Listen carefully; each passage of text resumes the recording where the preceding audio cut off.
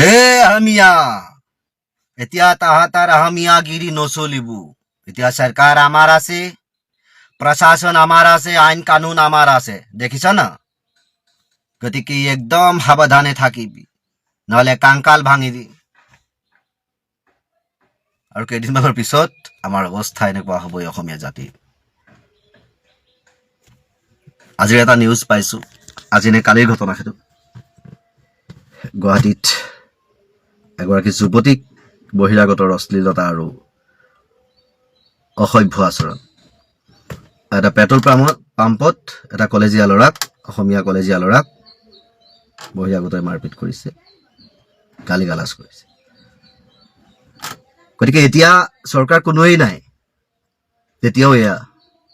আৰু যেতিয়া তাহাঁতৰ চৰকাৰ আহি যাব, তাহাঁতৰ নেতা জিকি যাব ন, তেতিয়াই মই প্ৰথমত কৈ যোৱা ডাইলগটো তেতিয়া ক'ব, আৰে কোন ৰে তাহাঁত আহমিয়া? আহমিয়া আমি আছো, এতিয়া আহাম আমাৰ হয়, তাহাঁতি আলহী হয়। তো আমাৰ আহমিয়াক ক'ব যে তাহাঁতি আলহী হয়, এতিয়া আমি অসমীয়া হয়। চৰকাৰ আমাক চব দি দিছে, চৰকাৰ আমাক অধিকাৰ দিছে, চৰকাৰ আমাক থাকিবলৈ জাগা দিছে, চৰকাৰ আমাক নাগৰিকত্ব দিছে, হা, চৰকাৰ আমাৰ কিছুমান মানুহক মানে টিকেটো দি দিছে, অসমীয়াৰ পৰা টিকেটত নাম কাটি পেলাই আমাৰ মানুহক দি দিছে। তো এতিয়া কি আমি মানে অসমীয়াৰ লগত কি আঁঠুকাৰি থাকিম নে? কেতিয়াও নহ'ব, আমি একদম বুকু ফুলাই থাকিম। এতিয়া অসমীয়া আলহী হৈ থাকিব লাগিব, এতিয়া আমি অসমীয়া হয়, আমাৰ অসম হয় এইখন।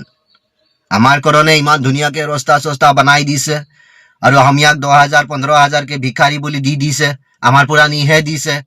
তো আমি নাথাকিলে অসম চলিব না? নচলিব। আমি নাথাকিলে অচনি পাবি না? নাপাবি। তো আমাৰ তলত চলিব লাগিব, তেতিয়াহে অসমত থাকিব পাৰিবি, নহলে বাহিৰলৈ গুচি যাব লাগিব। এই দশা আমাৰ অসমীয়াৰ হ'বলৈ গৈ আছে। আৰু কেইদিনমানৰ পিছত ডেকা বুঢ়া সকলো বহিৰাগতই আমাৰ অসমীয়াৰ ওপৰত এনেদৰে তাণ্ডৱ চলাব। কাৰণে দেখা হৈছে, বুজা হৈছে কি হ'বলৈ গৈ আছে। গতিকে অস্তিত্ব কাৰো কথা কোনেও নুশুনিব, অসমীয়াৰ কথা অসমীয়াই নুশুনিব। একাংশ অসমীয়াই অসমীয়াৰ শত্ৰু হৈ আছে। গতিকে সাৱধান। জাষ্টিছ ফৰ জুবিন গাৰ্গ চিঞৰি চিঞৰি কিছুমান অসমীয়াৰ ৰস শুকাই গ'ল, কিন্তু কামত নাহিল। কিন্তু আজি কি যে হ'বলৈ গৈ আছে মই একো বুজি পোৱা নাই। আজি যদি সেই বহিৰাগতৰ কেইটাৰ সলনি যদি আজি সেই কাণ্ড মিয়াই কৰিলেহেঁতেন, তেতিয়া অসমত তোলপাৰ লাগি থাকিলেহেঁতেন, কি হ'লহেঁতেন? আজি সেই দল সংগঠনৰ নেতা কেইজন, আজি চিতু বৰুৱা হওক, শৃংখল চলিহা হওক, ডিঙিৰ শিৰ ফুলাই ফুলাই যে চিঞৰি থাকে, সেইকেইজন ক'ত গ'ল? জাতীয়তাবাদ কৰা মানুহ। এয়া জাতি মানে বহিৰাগত হ'লেও বা বিদেশী হ'লেও হিন্দু হ'লেই অসমীয়া নেকি? মোৰ প্ৰশ্ন আচলতে, উত্তৰ লাগে মোক, যে হিন্দু হ'লেই অসমীয়া নেকি? মই সুধিছো, অসমীয়া জাতিটো অকল হিন্দুক লৈ গঠন হৈছিল নেকি? আজি যে বহিৰাগতৰ পৰা, বাংলাদেশী হিন্দুৰ পৰা ধৰি এই অসমৰ মালিকগিৰি বুজাব পৰা হৈ গ'ল তেওঁলোকে। যিখিনি কথা বতৰা তেওঁলোকৰ পৰা শুনিবলৈ পাইছো, মোৰ নিজৰ জাতিৰ, মোৰ নিজৰ ককাই ভাইৰ মুখত মই শুনিবলৈ পোৱা নাই। অসমীয়া জাতিৰ কাৰো মুখত তেনেকুৱা উদ্ভণ্ডালি কথা বতৰা, তেনেকুৱা উদ্ভণ্ডালি অত্যাচাৰী ব্যৱহাৰ দেখিবলৈ পোৱা নাই। এই অসমতেই অসমীয়াই তেল ভৰাই, কোনোবা পেট্ৰল পাম্পত তেল দিয়াজনে কেতিয়াবা তেল মাৰিও দিছে, তেতিয়াও আমাৰ অসমীয়া ইমান বেড বিহেভ কৰা নাই। এই সৰলতাৰ সুযোগেই লৈছে নেকি সকলোৱে, চৰকাৰৰ পৰা ধৰি বিদেশী আচলতে আলহীলৈকে? এটা কথা সকীয়াই দিয়া হৈছে, অসমীয়া হয়, তেজ অসমীয়াৰ আছে, মনে প্ৰাণে অসমীয়া হয়, জন্ম অসমত হৈছে, মোৰ 14 গোষ্ঠী অসমীয়া হয়। গতিকে সকলো কাপুৰুষ অসমীয়াৰ দৰে কিন্তু প্ৰত্যেকজন অসমীয়া নহয়। গতিকে আলহীৰ নিচিনাকৈ থাকিবি, নহলে কঁকাল এনেকুৱা ধৰণে ভাঙি দিম ন, পিছত খাৰা হ'বলৈ চান্স নহ'ব। কেইটা মানুহৰ চেহেৰা মই মনত ৰাখিছো, মই এইকেইদিনত গুৱাহাটী যোৱা কথা আছে। মোৰ কোনেও ঘেণ্টা একো বাল ছিঙিব নোৱাৰে, মই ক'লো ন, একো ছিঙিব নোৱাৰে। মই যদি মুখামুখি পাই যাওঁ, সেই চেহেৰা মনত ৰাখি থৈছো, মই স্ক্ৰীনশ্বটো ৰাখি থৈছো, যদি পাই যাওঁ সেইকেইটা বহিৰাগতক, মই গুৱাহাটীৰ মাজমজিয়াত কঁকাল ভাঙি আহিম। মোৰ কোনে ঘেণ্টা কি কৰে, মই সেইবিলাক পৌৰা কৰা মানুহেই নহয় মই। গতিকে মোৰ অসম হয়, ইয়াত মোৰ অধিকাৰ আছে। ইয়াত বহিৰাগতই আহি মোৰ অসমীয়া ভাইৰ গাত হাত তুলিব, মোৰ ভনীৰ অশ্লীল ব্যৱহাৰ কৰিব, আৰু মই সহ্য কৰি যাম? কদাপি নহয়, কেতিয়াও হ'বই নোৱাৰে আৰু। গতিকে সকলো অসমীয়া জাগিবৰ হ'ল আচলতে শুই থাকিলে কিন্তু টোপনিতেই সকলো কাম চলি যাব পিছত কিন্তু বৰ বেয়াকৈ পস্তাব লাগিব গতিকে কৈ গ'লো যে জয় আই অসম জাষ্টিছ ফৰ জুবিন গাৰ্গ বাছ এই জয় আই অসমটোৰ লগত কিন্তু জাষ্টিছ ফৰ জুবিন গাৰ্গৰ এটা মিনিং আছে তাক যদি আপোনালোকে মিলাই ল'ব পাৰে বুজি পাব যে জয় আই অসম জাষ্টিছ ফৰ জুবিন গাৰ্গ তেতিয়াহে অসমক আমি জয় বুলি ভাবিম অসমীয়া জাতিটো জয় বুলি ভাবিম যেতিয়া আমি জুবিন গাৰ্গৰ ন্যায় পাম নহ'লে আমি অসমীয়া কেতিয়াও জয় হোৱা নাই আমি হাৰি আছোঁ বাছ কথা এইটোৱে সিমানেই জানো আৰু নিজৰ দেশৰ স্বাৰ্থত যদি প্ৰাণো যায় কুণ্ঠাবোধ নকৰোঁ সত্যৰ সদায় জয় আৰু সদায় সঁচা কথা কৈ যাম যিবোৰ কৈ গৈ আছোঁ সেইবোৰ হৈ গৈ আছে ৰাইজে দেখিবলৈ পাই গৈ আছে গতিকে এনেকৈ হৈ গৈ থাকিব নিজে দেখি যাব যদি নিজেই সাৱধান নহয় কিন্তু কালিলৈ কাৰোবাৰ তলত চলিব লাগিব মোৰ জাতি মই এই কথাষাৰ কৈ গ'লোঁ লাচিত বৰফুকনৰ অস্তিত্ব ৰাখিবলৈ হ'লে সেই লাচিত কিন্তু জীয়াই থাকিব লাগিব অসমত কাপুৰুষ হ'লে কামত নাহিব কিন্তু মই কৈ গ'লোঁ গতিকে মোমাই তামুলীৰ দৰে হ'লে কামত নাহিব লাচিতৰ দৰে হ'ব লাগিব তেতিয়াহে অসমীয়া বুলি নিজকে পৰিচয় দিব পাৰিব কথা সেইটোৱে গতিকে এই কথাখিনি সকলোৱে বুজি পোৱাটো উচিত আৰু সকলোৱে নিজেই আচলতে সাৱধান হোৱাটো উচিত প্ৰিয় দৰ্শকসকল কালি আৰু আজি এই দুয়োটা দিনেই সংবাদ মাধ্যমৰ আগত সম্বোধন কৰি মুখ্যমন্ত্ৰী হিমন্ত বিশ্ব শৰ্মাই যিখিনি কথা কৈছে কালিও তেখেতে প্ৰতিদিন গোষ্ঠীক এক প্ৰকাৰ আক্ৰমণৰ লক্ষ্য কৰি লৈছিলে আৰু আজিৰ দিনটোতো তেখেতে নাম নোলোৱাকৈ যিখিনি কথা কৈ আছে বাৰে বাৰে এখন বিশেষ কাকতৰ কথা কৈ আছে আৰু এটা বিশেষ টিভি চেনেলৰ কথা কৈ আছে তেখেতৰ জ্ঞাতাৰ্থে এটা কথা কওঁ আৰু দৰ্শকসকলকো এটা কথা কওঁ যে যিখন কাকতত জুবিন গাৰ্গৰ সন্দৰ্ভত তেওঁ কৈছে যে 3 দিন ধাৰাবাহিকভাৱে বাতৰি উল্লেখ কৰাৰ পিছত কাকতত গৈ পেলাই জুবিনে গেট ভাঙি দিছিল এটা বেলেগ পৰিৱেশৰ সূচনা হৈছিল তেখেতে এনেও মানুহজন যিহেতু তেখেতৰ মুখ আৰু জিভাখনেদি দিনটোত অজস্ৰ মিছা কথা ওলায় গতিকে এতিয়াও তেওঁ সেই লিকলিকাই থকা জিভাখনেদি ঘোকাত মিছা কথা কিছুমান কৈ আছে মোটামুটি অৰ্ধ সত্য কথা কৈছে হয় জুবিন গাৰ্গৰ লগত আমাৰ প্ৰতিদিন কাকতখনৰ এটা সময়ত এটা বিতৰ্ক হৈছিল সৰু বিতৰ্ক এটা আৰু তেখেতে আধা কৈ পেলাই বাকীখিনি নাই কোৱা তাৰপিছত যে জুবিন গাৰ্গে পেপাৰৰ সেই কামটো কৰি যে নিজে ভুল কৰিছিল সেইটো যে তেখেতে অনুভৱ কৰি যে স্বীকাৰ কৰিছিল তেখেতে সেই কথাটো নক'লে জুবিন গাৰ্গৰ কিছুমান কাম কেতিয়াবা তেখেতে নিজেই পিছত গম পায় যে তেখেতৰ ভুল হয় কেতিয়াবা কিবা কাৰণত তেখেতৰ ভুল হয় আৰু জুবিন গাৰ্গে কাকতত গৈ তেখেতৰ সন্দৰ্ভত বাতৰি ওলোৱাৰ কাৰণে তেখেতে অকণমান তাত গৈ কিবা বেলেগকৈ দাবী ধমকি দিয়াৰ নিচিনা কাম এটা কৰিছিল আৰু পিছত তেখেতে নিজেই সেই কথাটো স্বীকাৰ কৰিছিল যে মোৰ ভুল হৈছে জুবিন গাৰ্গৰ তেনেকুৱা বহুত উদাহৰণ আছে আজি সেই প্ৰশ্নবোৰ মুখ্যমন্ত্ৰীয়ে কি কাৰণে আনিছে কিয় আনিছে আজি মানুহে কি বিচাৰি আছে এই যে পুৰণি ঘাঁহ খুচৰি ফুৰিছে কি কাৰণে কালিৰ দিনটোত তেওঁ কৈছে 2 বছৰমানৰ আগতে এটা টেলিভিছন চেনেলে পঞ্চপাণ্ডৱৰ এটা অনুষ্ঠান কৰিছিল বাৰে বাৰে কৈ আছে তেওঁ সেই কথাটো নাম লুনোৱাকৈ কৈ আছে গোৱালগালি পৰাদি যিটো অসমীয়াত শব্দ আছে তেওঁ সেইটো কথা কৈ আছে আৰে আপোনাৰ যদি ইমানখিনি ক'বলৈ মন আছে সকলোখিনি কথা কওক পেপাৰখন প্ৰতিদিন চেনেলটো প্ৰতিদিন অনুষ্ঠানটো নিতুমণি শইকীয়াই কৰিছিল কওক না আপুনি ক'বলৈ আপোনাৰ অসুবিধা ক'ত পঞ্চপাণ্ডৱৰ অনুষ্ঠান আমি কৰিছিলোঁ সঁচা কথা 2 বছৰৰ আগত নহয় আজিৰ পৰা 12 বছৰৰ আগত অনুৰোধ সেই অনুষ্ঠানটোত ডক্টৰ অমৰজ্যোতি চৌধুৰীৰ পৰিয়ালক লৈ যেনেকৈ আমি লক্ষ্যধৰ চৌধুৰীৰ অৱদানৰ কথা কৈ আমি অমৰজ্যোতি চৌধুৰী অৰূপজ্যোতি চৌধুৰী অনুপজ্যোতি চৌধুৰী ডক্টৰ আৰাধনা দাসৰ পৰা ধৰি যি 5জন সন্তান আছিল তেওঁলোকক লৈ যেনেকৈ অনুষ্ঠান কৰিছিলোঁ আমি ভাস্কৰজ্যোতি মহন্তহঁতৰ 5জন সন্তানক লৈ পঞ্চপাণ্ডৱ নামৰ অনুষ্ঠানটো কৰিছিলোঁ আৰু যিসকল দৰ্শকে চাইছিল নিশ্চয় মনত আছে যে সেই অনুষ্ঠানটো আমি কৰিছিলোঁ মাক দেউতাকক উপস্থিত কৰাই ষ্টুডিঅ'ত ভাস্কৰজ্যোতি মহন্তৰ মাক আৰু দেউতাকক আমি বহুৱাই লৈছিলোঁ আৰু আজিৰ পৰা 12 বছৰৰ আগতে ভাস্কৰজ্যোতি মহন্ত ননীগোপাল মহন্ত ডক্টৰ অমৰজ্যোতি মহন্ত তেওঁলোকৰ অধ্যক্ষ হোৱা সৌমাৰজ্যোতি মহন্ত আৰু শ্যামকানু মহন্ত এই 5জন সন্তানক আমি সেই অনুষ্ঠানটোত বহুৱাইছিলোঁ এইটো সঁচা কথা আজিৰ পৰা 12 বছৰৰ আগৰ কথা আছিল সেয়া আমি নাজানিছিলোঁ যে শ্যামকানু মহন্ত এতিয়া এই কাণ্ড কৰিব তেখেতে বাৰে বাৰে সেই কথাখিনি ক'বলৈ গৈছে আৰে আপোনাৰ নিজৰ মালিকানাধীন পেপাৰতে শ্যামকানু মহন্তৰ দেখোন আৰ্টিকল ওলাই আছিলে আপোনাৰ টেলিভিশ্যনতে দেখোন এই ঘটনাটো ঘটাৰ আগলৈকে আমাৰ টিভিত বহিছিল, যেনেকৈ অসমৰ প্ৰত্যেকটো টেলিভিশ্যনত যেনেকৈ বহিছিল, আপোনাৰ টেলিভিশ্যনতো শ্যামকানু মহন্ত অতিথি হৈ আছিল।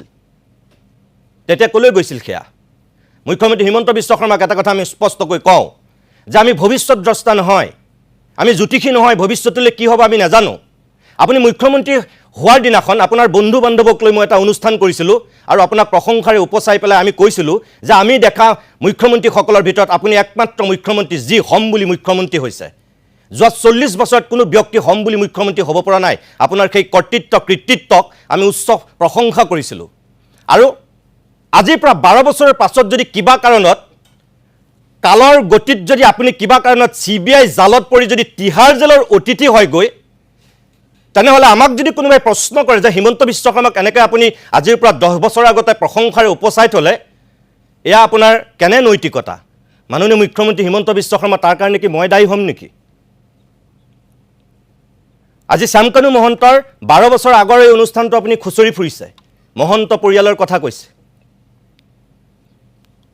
আজিৰ পৰা 12 বছৰৰ পিছত আপুনি যদি তিহাৰ জেলৰ অতিথি হ'বলগীয়া হয়, তাৰ কাৰণে মই দায়ী নহ'ম, তাৰ কাৰণে আপোনাৰ কুকৰ্মবিলাক দায়ী হ'ব। আজি শ্যামকানু মহন্তৰ যেনেকৈ কুকৰ্ম দায়ী হৈছে, আজি তেওঁ বেয়া কৰিছে, বেয়াটোক বেয়া বুলি কৈছোঁ, যিটো সময়ত ভাল আছিল আমি ভালটো ভাল বুলি কৈছোঁ। আৰু আপুনি জুবিন গাৰ্গৰ এটা অনুষ্ঠানৰ কথা কৈছে ডিব্ৰুগড়ত অলপতে আমাৰ গোষ্ঠীটোৱে আয়োজন কৰা। আপুনি নোযোৱাকৈ ডাৱৰৰ বাতৰিত ডাৱৰে কেনেকৈ পাইছে সেয়া আপুনি জানে। মই আকৌ কৈছোঁ, দৈনিক মিছা কথা কৈ আপোনাৰ হয়তো সংবাদ মেলতো মিছা কথা ক'বলৈ খুব মন যায়। জুবিন গাৰ্গে তাত একো তেনেকুৱা কথা কোৱা নাছিল আপুনি কোৱাৰ দৰে। তেখেতে খুব সুন্দৰকৈ 3টা গীত পৰিৱেশন কৰিছে আৰু তাৰপিছত তেওঁ সাধাৰণতে কিছুমান অনুষ্ঠানত কয় মোৰ আজি গীত গাবলৈ মন যোৱা নাই। আৰু তেওঁ সেইদিনাখনো আমি তেওঁক গীত টেলিকাষ্ট কৰিছিলোঁ, সম্প্ৰচাৰ হৈছে আমাৰ, খুব সুন্দৰ ড্ৰেছ, আৰু তাত আমি তেওঁক যিটো মৰ্যাদা দিছিলোঁ, প্ৰতিদিন গোষ্ঠীয়ে যিটো মৰ্যাদা দিছিল আপুনি চাগে নাজানে। প্ৰতিদিন কাকতৰ 25 বছৰ হোৱা উপলক্ষে, সঁচা কথাটো হ'ল সেই তেতিয়াও যি মোৰ তাত সেই হেঁচাটো দিছিল বা সেই নটিচ পঠিয়াইছিল, তেতিয়াও সেইটো এটা আক্ৰোশমূলকভাৱে কৰিছিল। কাৰণ তেতিয়া জয়ন্তমল্ল বৰুৱাৰ বিৰুদ্ধে মই সৰব হৈছিলোঁ, তেওঁ কেইটামান অনীতি আৰু ভ্ৰষ্টাচাৰী কথা পোহৰলৈ আনিছিলোঁ, সেইটো কাৰণে তেওঁ মোৰ ওপৰত বিতুষ্ট হৈছিল। আৰু বিতুষ্ট হৈ তেওঁৱেই বোলে কমিশ্যনাৰক হেঁচা দি পেলাই মোলৈ নটিচখন দিয়াৰ ব্যৱস্থা কৰিছিল। হাউচিং বৰ্ডৰ যেতিয়া মই উপস্থিত হৈ তাত খা খবৰ লৈছিলোঁগৈ যে কি কাৰণে এই কামটো কৰা হ'ল, তেওঁলোকৰ গৰিষ্ঠ সংখ্যক কৰ্মচাৰী বিষয়ববীয়ে মোক সেই কথাটো কৈ দিছে। মই এইখিনি আপোনাক সুধিব বিচাৰিম, যিহেতু মুখ্যমন্ত্ৰী আসনখন বৰ সন্মানজনক আসন, ইয়াৰ পূৰ্বেও আমি মুখ্যমন্ত্ৰী দেখিছোঁ, কিন্তু মুখ্যমন্ত্ৰী হিমন্ত বিশ্ব শৰ্মাই এনে কিছুমান মন্তব্য কৰা দেখিবলৈ পোৱা যায় যে কিছুমান ভাষা প্ৰয়োগ কৰে, পেলুংগা, গাণ্ডু, तो पवन खेरा एक गांडू आदमी है। এনেধৰণৰ কিছুমান ভাষা প্ৰয়োগ কৰে। এগৰাকী সাংবাদিক হিচাপে, জ্যেষ্ঠ সাংবাদিক হিচাপে আপুনি আমাতকৈ বহু অভিজ্ঞ, আমিতো কনিষ্ঠ সাংবাদিক, কি ক'ব বিচাৰিব সংবাদ মাধ্যমৰ আগত পেলুংগা, গাণ্ডু এইসমূহ শব্দ এগৰাকী মুখ্যমন্ত্ৰী হিচাপে তেখেতক কিমান প্ৰয়োগ কৰা উচিত? তেওঁ খুব স্বপ্ন দেখা এজন উচ্চাকাংক্ষী ৰাজনীতিক, তেওঁ মুখ্যমন্ত্ৰী হোৱাৰ সপোন দেখে। কিন্তু হিমন্ত বিশ্ব শৰ্মা মোৰ মতে দক্ষ ৰাজনীতিক। অসম বিধানসভাত থকা 126 জন বিধায়কৰ ভিতৰত মই ভাবোঁ আটাইতকৈ দক্ষ ৰাজনীতিক আৰু বিচক্ষণ ৰাজনীতিক হিমন্ত বিশ্ব শৰ্মা হয়, এইটো স্বীকাৰ কৰিবই লাগিব। কিন্তু এজন মানুহ দক্ষ আৰু বিচক্ষণ আৰু এজন মানুহ যোগ্য, ইয়াৰ মাজত মই ভাবোঁ পাৰ্থক্য আছে। তেওঁ এজন দক্ষ ৰাজনীতিক, তেওঁ এজন বিচক্ষণ ৰাজনীতিক, তেওঁ এজন দক্ষ মুখ্যমন্ত্ৰী, কিন্তু তেওঁ এজন যোগ্য মুখ্যমন্ত্ৰী নহয়। কাৰণ মুখ্যমন্ত্ৰীৰ আসনখনৰ এটা মৰ্যাদা আছে। মুখ্যমন্ত্ৰীৰ কথা বতৰা, চাল চলন আমাৰ সমাজখনৰ কাৰণে, আমাৰ ৰাজ্যখনৰ কাৰণে সাংবিধানিক মুৰব্বী হিচাপে গাম্ভীৰ্য ৰখাটো খুব জৰুৰী বুলি মই ভাবোঁ। সেই গাম্ভীৰ্যতা, সেই গৰিমা, সেই মৰ্যাদা মুখ্যমন্ত্ৰীয়ে লাঘৱ কৰিছে। গতিকে তেওঁ যিবিলাক শব্দ বাক্য কৰে, যিবিলাক তেওঁ আচৰণ কৰে, তেওঁ এজন ৰজাৰ আচৰণ নকৰে, তেওঁ সেনাপতিৰো আচৰণ নকৰে, তেওঁ এজন সৈনিকৰ আচৰণ কৰে। বিগত সময়ত মুখ্যমন্ত্ৰী হোৱাৰ পিছতো তেওঁ পাহৰি গৈছে যে তেওঁ মুখ্যমন্ত্ৰীৰ আসনত অধিষ্ঠিত হ'ল। সেইকাৰণে তেওঁ নক'বলগীয়া কথা কৈছে, নেদেখাবলগীয়া তেওঁ আচৰণ দেখুৱাইছে, যিটো আমাৰ গোটেই জাতিটোৰ কাৰণে মই দুৰ্ভাগ্যজনক বুলি ভাবোঁ। তেওঁ দক্ষতাক, তেওঁ বিচক্ষণতাক মই সন্মান কৰিও মই ক'ম যে মুখ্যমন্ত্ৰীৰ চকীখনৰ তেওঁ মান আৰু মৰ্যাদা ধূলিৰ লগত মিহলি কৰি দিছে। এই যে বিয়োগাত্মক আৰু ঋণাত্মক মানসিকতাৰ কাম কাজবিলাক বাদ দি যদি অকল ধনাত্মক আৰু যোগাত্মক চিন্তাধাৰাৰে তেওঁ যদি পজিটিভ ৰাজনীতি কৰিলেহেঁতেন মই তেখেতৰ 100 কোটিবাৰ মই শলাগ ল'লোহেঁতেন, প্ৰণিপাত জনালোহেঁতেন। কিন্তু সেই যোগাত্মক আৰু ধনাত্মক কামখিনিৰ লগতে তেওঁ ইমান বিয়োগাত্মক আৰু ঋণাত্মক কিছুমান কাম কাজ কৰে, কথা বতৰা কয়, আচৰণ কৰে, মই সেইখিনিৰ সদায় বিৰোধী।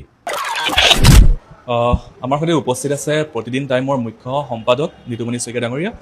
আমি তেখেতৰ সৈতে কিছু কথা পাতিবলৈ চেষ্টা কৰিম, যিহেতু দেখিবলৈ পাইছোঁ যে বিগত সময়ছোৱাত সংবাদকৰ্মীৰ মুখ বন্ধ কৰিবলৈ চেষ্টা কৰিছে ডক্টৰ হিমন্ত বিশ্ব শৰ্মাই। যেতিয়া আমি সংবাদকৰ্মীসকলে প্ৰশ্ন সোধোঁ, বিভিন্ন ধৰণে আক্ৰমণাত্মক হৈ পৰা দেখিবলৈ পোৱা যায়। আৰু এইবাৰ যেন চৰম সীমা পাৰ কৰিলে ডক্টৰ হিমন্ত বিশ্ব শৰ্মাই। তেখেতে এটা সংবাদ প্ৰতিষ্ঠানৰ আগদিনাখন মন্তব্য কৰিছিলে যে প্ৰতিদিন টাইম আৰু DY365 মই ৰাজনৈতিকভাৱে হওক বা বৌদ্ধিকভাৱে হওক মই শেষ কৰি পেলাম যদি শাসনলৈ আহোঁ। কিন্তু সেইদিনাই তাৰ পিছদিনাখনেই অৰ্থাৎ পুৱতি নিশাই লখিমপুৰৰ প্ৰতিদিন টাইমৰ কাৰ্যালয় দুষ্কৃতিকাৰীয়ে পাথৰ দলিয়াই সমান্তৰালকৈ যিগৰাকী মুখ্য সম্পাদক নিতুমণি শইকীয়া তেখেতৰ যি হাউচিং কলনীৰ যি বাসগৃহ, সেই বাসগৃহ খালী কৰিবলৈ জাননী প্ৰেৰণ কৰে। এক নিকৃষ্ট মানসিকতাৰ ৰাজনীতি কৰা দেখিবলৈ পোৱা গৈছে মুখ্যমন্ত্ৰী হিমন্ত বিশ্ব শৰ্মাক। আমি সেই সন্দৰ্ভতে কথা পাতিবলৈ চেষ্টা কৰিম।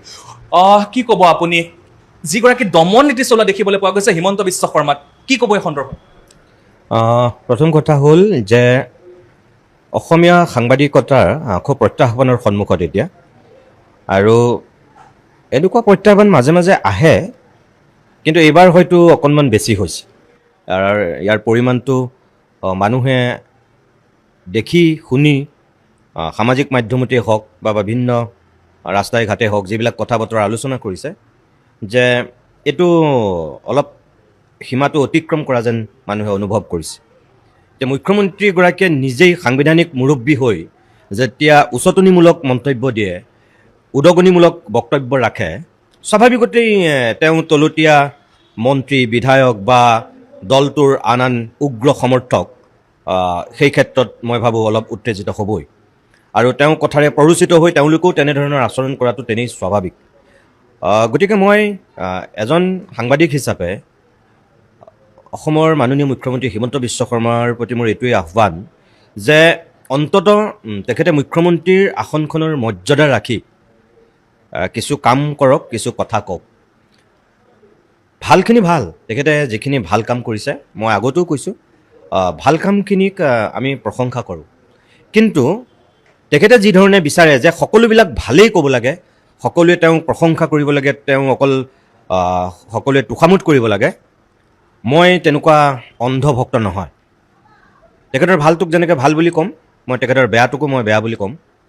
আৰু সেই বেয়াটো তেখেতে হজম কৰিব পাৰিব লাগিব, আৰু তেওঁ সমালোচনাক যোগাত্মক দৃষ্টিভংগীৰে ল'ব পাৰিব লাগিব। সমালোচনা কৰা মানেই যে বেয়া পোৱা, সমালোচনা কৰা মানেই যে তেখেতক ধ্বংস কৰিবলৈ বিচৰা, সেইটো কথা নহয়। গঠনমূলক সমালোচনাই মানুহক সদায় সৃষ্টি কৰে, ধ্বংস নকৰে।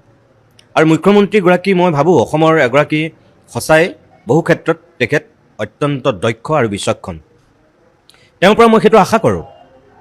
তেওঁ ধনাত্মক আৰু যোগাত্মক মনোবৃত্তিৰ গোটেই ৰাজ্যখন যদি তেওঁ লৈ গ'লহেঁতেন, এগৰাকী তেখেত ষ্টেটছমেন হ'লহেঁতেন। কিন্তু আমাৰ দুৰ্ভাগ্য, তেওঁ সেই ধনাত্মক আৰু সেই যোগাত্মক দিশখিনিৰ লগতে তেওঁ ইমান বেছি ঋণাত্মক আৰু বিয়োগাত্মক কিছু কথা বতৰা, কাম কাজ আৰু মনোবৃত্তি আছে, যিবিলাকৰ কাৰণে তেওঁ সৰ্বসাধাৰণ মানুহৰ বহুত আস্থা আৰু বিশ্বাস আদায় কৰিও তেওঁ ক'ৰবাত সেই মৰমৰ মানুহজন হৈ নাথাকে, ক'ৰবাত তেওঁ ঘৃণিত ব্যক্তি হিচাপে চিহ্নিত হৈ যায়। আৰু সেইটো তেওঁ নিজেই তাৰ কাৰণে দায়ী। এই ক্ষেত্ৰত সংবাদ মাধ্যমৰো বহুত আচলতে অৱদান আছে, কাৰণ এতিয়া টেলিভিশ্যনৰ যুগ।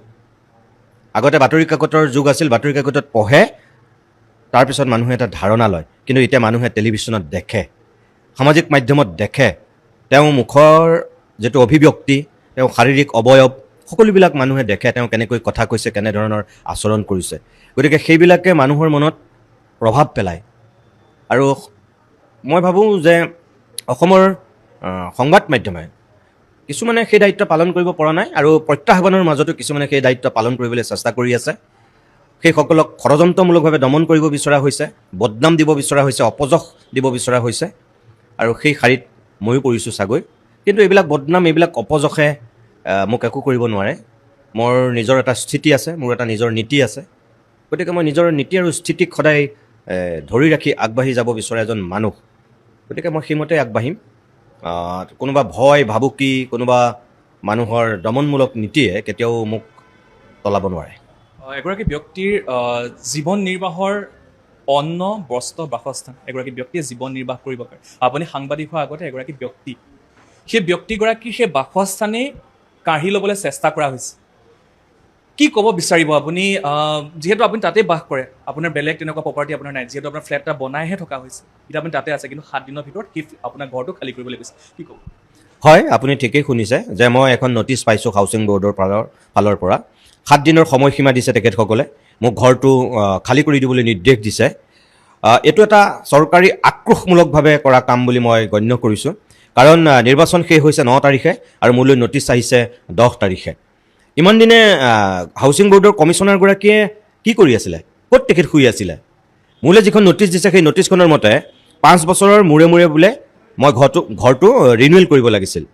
মই সঁচা কথা কওঁ যে সেই কথাটো মোৰ জ্ঞাত নহয়, মই নাজানো। 12 চনতে মই ঘৰটো লাভ কৰিছোঁ। যদি সেইখিনিয়ে নিয়ম আছিল তেনেহ'লে 17 চনত 5 বছৰ সম্পূৰ্ণ হৈছিল। মোক তেতিয়া নটিচ দিব লাগিছিল যে আপুনি ৰিনিউৱেল কৰা নাই, আপুনি ঘৰটো এৰি দিয়ক। 17 চনৰ পৰা 5 বছৰ সম্পূৰ্ণ হৈছে 22 চনত, তেতিয়াও মোক ক'ব লাগিছিল যে 10 বছৰ হৈ গ'ল, আপুনি ৰিনিউৱেল কৰা নাই, আপুনি ঘৰটো এৰি দিয়ক। মোকতো কোৱা নাই, কেতিয়াওতো মোলৈ নটিচ অহা নাই। মই সেই কথাটো গমেই নাপাওঁ যে 5 বছৰৰ মূৰে মূৰে ৰিনিউৱেল কৰিব লাগে বুলি। দ্বিতীয় কথা, আমাৰ কেম্পাছৰ বহু মানুহক মই যেতিয়া সুধিলোঁ যে এই ৰিনিউৱেল কৰা মানে কি কৰিব লাগেনো, আপোনালোকে কোনোবাই কৰি পাইছে নেকি? আমাৰ কেম্পাছতে আছে 10, 12 বছৰ, 15 বছৰ, কোনোবা 20 বছৰ ধৰি আছে। তাৰে 2-1 ৰিনিউৱেল কৰিছে, কিছুমানে নাই কৰা, আজিলৈকে কৰাই নাই। কিন্তু তেওঁলোকলৈ কাৰোলৈ নটিচ যোৱা নাই। আজি গুৱাহাটী প্ৰেছ ক্লাবতে মই অজস্ৰজন তেনেকুৱা সাংবাদিকক লগ পালোঁ যি হাউচিং বৰ্ডৰ ঘৰত আছে। মই তেওঁলোকক সুধিলোঁ যে আপোনালোকে তেনেকুৱা নটিচ পাইছে নেকি? আচৰিত ধৰণে মোতকৈ বহুত জ্যেষ্ঠ সাংবাদিক ইয়াত আছে, জ্যেষ্ঠ বয়সৰ ফালৰ পৰাও, সাংবাদিকতাৰ ফালৰ পৰাও, আৰু তেওঁলোক হাউচিঙৰ ঘৰত মোতকৈ বহুত বছৰ আগৰ পৰা আছে। তেওঁলোকে কৈছে আমিতো তেনেকুৱা নটিচ পোৱা নাই আজিলৈকে। অৰ্থাৎ জল পটপটকৈ গুৱাহাটী প্ৰেছ ক্লাবতেই লগ পোৱা এই সাংবাদিকসকলেই তাৰ উদাহৰণ। তাৰমানে কাকো দিয়া নাই, অকল মোলৈ সেই নটিচখন আহিছে। তাৰমানে কি, ক'ৰবাত মোক আক্ৰোশমূলকভাৱে নটিচখন দিছে। আৰু মই যেতিয়া যিকেইজনে আমাৰ কেম্পাছৰ যিকেইজনে এই ৰিনিউৱেল কৰা বুলি ক'লে, মই তেওঁলোকক যেতিয়া সুধিলোঁ ৰিনিউৱেল কৰা মানে কি, তেওঁলোকে ক'লে যে আপোনাৰ যে ক'তো ঘৰ মাটি নাই, আপুনি সেইটো লিখিতভাৱে তেখেতসকলক জনাব লাগে, 5 বছৰ 10 বছৰৰ মূৰত জনাব লাগে, সেইটোৱেই ৰিনিউৱেল কৰা। তেতিয়া মই কৈছোঁ সেইটোতো মই কৰিছোঁ, কাৰণ 6-7 মাহৰ আগতে মোলৈ তেওঁলোকে জানিব বিচাৰি কেইজনমান মানুহ পঠিয়াইছিল যে মই ঘৰটোত নিজে আছোঁনে ভাড়া দিছোঁ। আৰু যিসকল হাউচিং বৰ্ডৰ পৰা মোৰ ঘৰলৈ আহিছিল তেওঁলোকে কলিং বেল খুলি মোকেই পাইছে যিহেতু, গতিকে মই আছোঁ। আৰু তেওঁলোকক মই ক'লোঁ যে আপোনালোকে যিহেতু মোক দেখিলেই গমেই পালে, গতিকে আপোনালোকে সেইমতে কি কৰিব লাগে কৰিব। কৈছে নহয় আমি কৰাৰ কথা নহয়, আপুনি এখন লিখিতভাৱে ৰিটাৰ্ণ দিব লাগিব যে আপুনি যে ইয়াত আছে আৰু আপুনি যে ক'তো ভাড়া দিয়া নাই, সেই কথাখিনি আপুনি লিখি পেলাই জনাব লাগিব। মই লিখি পেলাই দি দিলোঁ। সেইখনত সন্তুষ্ট নহৈ বোলে আকৌ এখন নটিচ পঠিয়ালে যে মই কোৰ্ট এফিডেভিট দিব লাগে। মই এখন কোৰ্ট এফিডেভিটো দিলোঁ। হাউচিং বৰ্ডৰ যিগৰাকী অধিবক্তা তেওঁৰ লগতেই মই কথা পাতিলোঁ আৰু তেওঁৱে মোক সেইখন কোৰ্ট এফিডেভিট বনাই দিছে। আজিৰ পৰা 6-7 মাহৰ আগতেই দিছোঁ। আচলতে সঁচা কথাটো হ'ল সেই তেতিয়াও যি মোৰ তাত সেই হেঁচাটো দিছিল বা সেই নটিচ পঠিয়াইছিল, তেতিয়াও সেইটো এটা আক্ৰোশমূলকভাৱে কৰিছিল। কাৰণ তেতিয়া জয়ন্ত মল্ল বৰুৱাৰ বিৰুদ্ধে মই সৰব হৈছিলোঁ, তেওঁ কেইটামান অনীতি আৰু ভ্ৰষ্টাচাৰী কথা পোহৰলৈ আনিছিলোঁ, সেইটো কাৰণে তেওঁ মোৰ ওপৰত বিতুষ্ট হৈছিল। আৰু বিতুষ্ট হৈ তেওঁৱেই বোলে কমিশ্যনাৰক হেঁচা দি পেলাই মোলৈ নটিচখন দিয়াৰ ব্যৱস্থা কৰিছিল। হাউচিং বৰ্ডৰ যেতিয়া মই উপস্থিত হৈ তাত খা খবৰ লৈছিলোঁগৈ যে কি কাৰণে এই কামটো কৰা হ'ল, তেওঁলোকৰ গৰিষ্ঠ সংখ্যক কৰ্মচাৰী বিষয়ববীয়ে মোক সেই কথাটো কৈ দিছে। অৰ্থাৎ এইটো যে ৰাজনৈতিক আক্ৰোশমূলকভাৱে কামটো কৰা হৈছিল তেতিয়াই মই গম পাওঁ। আৰু ঠিক একেধৰণে এতিয়াও নিৰ্বাচন শেষ হোৱাৰ পিছদিনাখনে এইটো আক্ৰোশমূলকভাৱে কৰিছে।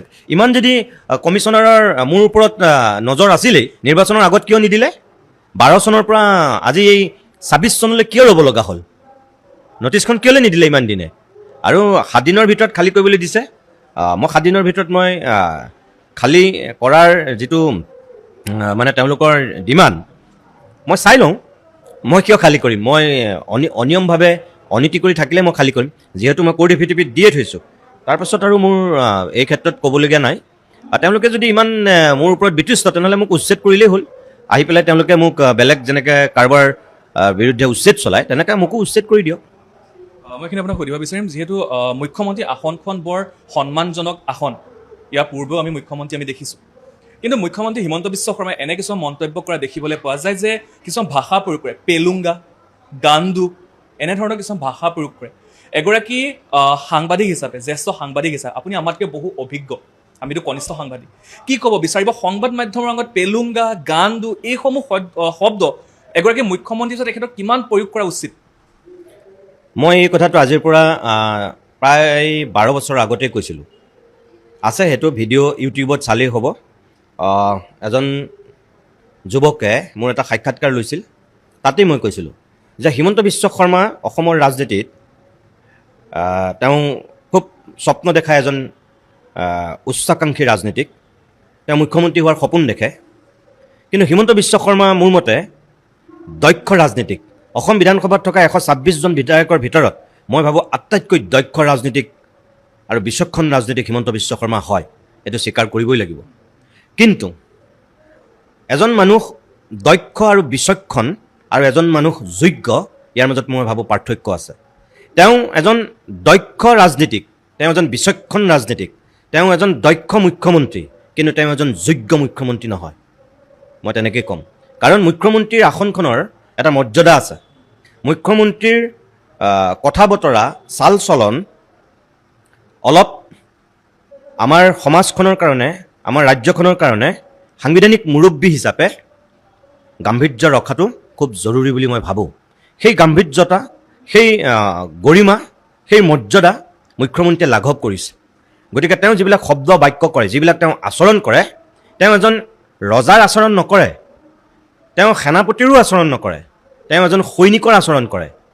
বাগানৰ মেনেজাৰ, বাগানৰ মালিক, বাগানৰ কেৰেণী মোহৰি আৰু বাগানৰ শ্ৰমিক, পাৰ্থক্য আছে। কিন্তু মুখ্যমন্ত্ৰী হিমন্ত বিশ্ব শৰ্মা বাগানৰ মালিকো, বাগানৰ মেনেজাৰো, বাগানৰ কেৰেণী মোহৰিও আৰু বাগানৰ পাত তোলা তেওঁ শ্ৰমিকো। এইটোৱেই তেওঁৰ কাৰণে দুৰ্ভাগ্য হৈছে। মই ভাবোঁ মেনেজাৰ মেনেজাৰেই হ'ব লাগে, মালিক মালিকেই হ'ব লাগে, কেৰেণী মোহৰিয়ে হ'ব লাগে আৰু শ্ৰমিক শ্ৰমিকেই হ'ব লাগে। মেনেজাৰ গৈ কেতিয়াও শ্ৰমিক হ'বগৈ নালাগে। কিন্তু হিমন্ত বিশ্ব শৰ্মা বিগত সময়ত মুখ্যমন্ত্ৰী হোৱাৰ পিছতো তেওঁ পাহৰি গৈছে যে তেওঁ মুখ্যমন্ত্ৰীৰ আসনত অধিষ্ঠিত হ'ল। সেইকাৰণে তেওঁ নক'বলগীয়া কথা কৈছে, নেদেখাবলগীয়া তেওঁ আচৰণ দেখুৱাইছে, যিটো আমাৰ গোটেই জাতিটোৰ কাৰণে মই দুৰ্ভাগ্যজনক বুলি ভাবোঁ। তেওঁ দক্ষতাক, তেওঁ বিচক্ষণতাক মই সন্মান কৰিও মই ক'ম যে মুখ্যমন্ত্ৰীৰ চকীখনৰ তেওঁ মান আৰু মৰ্যাদা ধূলিৰ লগত মিহলি কৰি দিছে।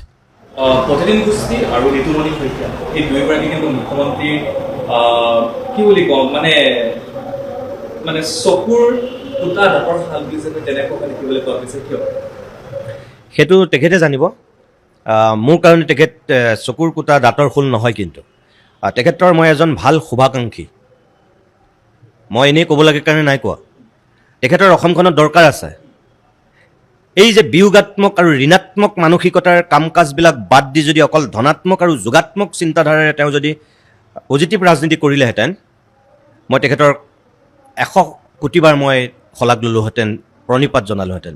কিন্তু সেই যোগাত্মক আৰু ধনাত্মক কামখিনিৰ লগতে তেওঁ ইমান বিয়োগাত্মক আৰু ঋণাত্মক কিছুমান কাম কাজ কৰে, কথা বতৰা কয়, আচৰণ কৰে, মই সেইখিনিৰ সদায় বিৰোধী। গতিকে মই সেই বেয়া হিমন্ত বিশ্ব শৰ্মাৰ বেয়া দিশটোৰহে মই সমালোচক। মই ভাল দিশটোৰ মই তেখেতৰ সদায় প্ৰশংসা কৰোঁ। তেখেতৰ দিনত ভাল কাম হৈছে। চাকৰি 1 টকাও ঘোচ নোখোৱাকৈ চাকৰি দিয়া বুলি যিটো দাবী কৰে, সেইটো আমি দেখিছোঁ নহয়। সঁচাকৈ সেইটো ভাল কাম হৈছে। আজি দুখীয়া মানুহৰ ঘৰৰ ল'ৰা ছোৱালীয়ে কষ্ট কৰিলে চাকৰি পায়, এইটো আগতে নাছিল। কংগ্ৰেছৰ দিনত এইটো পৰিৱেশ নাছিল। এইটো বিজেপিৰ দিনত অহা প্ৰথম আৰম্ভণি সৰ্বানন্দ সোণোৱাল ডাঙৰীয়াই কৰিছে, আৰু তাৰ সেই ধাৰাবাহিকতা এতিয়া ৰক্ষা কৰি আছে হিমন্ত বিশ্ব শৰ্মাই। মই সেইটো সমৰ্থন কৰোঁ। ৰাস্তা ঘাটৰ উন্নয়ন, যদিও এইটো এটা কণ্টিনিউৱাছ প্ৰচেছ, এইটোত নতুনত্ব চাবলৈ একো নাই। হাইৱেবিলাক চেণ্ট্ৰেল গভৰ্ণমেণ্টে কৰিছে আৰু ষ্টেট ৰোডবিলাক চৰকাৰে কৰিছে, গাঁৱৰ ৰাস্তা ঘাট চৰকাৰে কৰিছে। এইটো এটা কণ্টিনিউৱাছ প্ৰচেছ উন্নতিৰ। গতিকে এইটো কৰিবই লাগিব। চৰকাৰ আমি সলাওঁ কেলে? সেইখিনি কৰিবলৈকেতো সলাওঁ। সেইখিনি তেওঁলোকে কৰিছে, সেইখিনি ভাল কথা।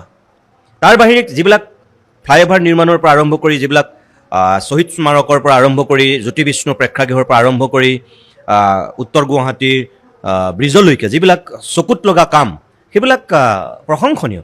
তেখেতৰ দিনত কামৰ গতিও খুব ক্ষিপ্ৰ, মই এইটো স্বীকাৰ কৰিম। আৰু এতিয়া টেকন'লজিও খুব ডেভেলপ হৈছে কাৰণে আগৰ নিচিনা দীঘলীয়া এটা সময় নালাগে। আজিকালি খুব শ্বৰ্ট টাইমৰ ভিতৰত কাম সমাপন কৰা এটা যিহেতু টেকন'লজি ওলালে, সেইফালৰ পৰা কামবিলাক খুব ফাষ্ট হয়। সেইকাৰণে তেখেতক সাধুবাদ দিবই লাগিব সেইখিনিৰ কাৰণে। কিন্তু তাৰ বাহিৰে তেওঁ এনেকুৱা কিছুমান উভত গুৰে নচা কাম কৰে, কথা কয়, সেইখিনিকতো অন্ধভাৱে মই সমৰ্থন কৰিব নোৱাৰিম। মোৰ এটা নিজস্ব বিবেক আছে, মই সেইখিনি ভাল হোৱাটো বিচাৰোঁ। তেওঁৰ পৰা মই আশা কৰোঁ তেখেত সঁচাকৈ সেই শালীনতা, সেই মৰ্যাদা, সেই গাম্ভীৰ্যতা ৰক্ষা কৰি তেওঁ সেই কামখিনি কৰক। গতিকে সেইখিনি কৰিবলৈ গৈ যদি তেওঁ মোক ভাবি লৈছে মই শত্ৰু, তেওঁ চকুৰ কোটা দাঁতৰ খোল, তেতিয়াহ'লে সেইটো তেখেতৰ ভুল। মোৰ কাৰণে তেখেত চকুৰ কোটা দাঁতৰ খোল নহয়।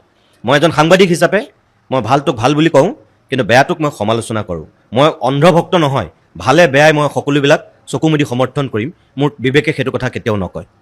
শেষত আপোনাক সুধিব বিচাৰিম, যুৱ প্ৰজন্মৰ সাংবাদিকসকলে কি আহ্বান জনাব, যিহেতু বৰ্তমান সাংবাদিক হ'বলৈ বহু সংখ্যকৰ পৰিয়ালে এতিয়া হয়তো ভয় খাব যে মোৰ ল'ৰাটো বা ছোৱালীজনী সাংবাদিক হ'ব নালাগে এনেধৰণৰ আক্ৰমণৰ বলি হ'বলৈ, সেইসকলে কি জনাব?